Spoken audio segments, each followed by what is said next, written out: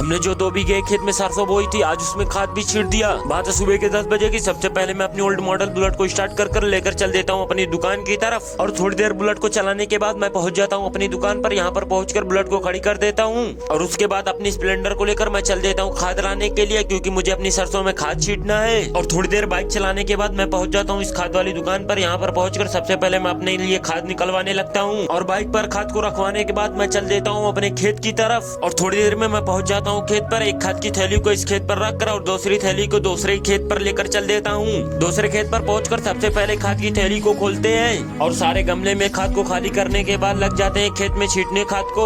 और 10 से 20 मिनट में हमारे इस 1 बीघे खेत में खाद छीट जाती है। उसके बाद हम लोग चल देते हैं अपने दूसरे खेत की तरफ। यहाँ पर पहुंचकर खाद को गमले में निकाल कर लग जाते हैं खेत में खाद को छीटने के लिए। 10 से 20 मिनट में हमारा ये खेत भी कंप्लीट हो जाता है खाद छीट कर। थोड़ी खाद मैंने जानवरों के हरे चारे में भी छीट दिया और छीटने के बाद हम लोग चल देते हैं घर के लिए। अगर आप लोगों को हमारा मिनी व्लॉग अच्छा लगा तो लाइक करो, सब्सक्राइब करो, फॉलो करो। Bye bye.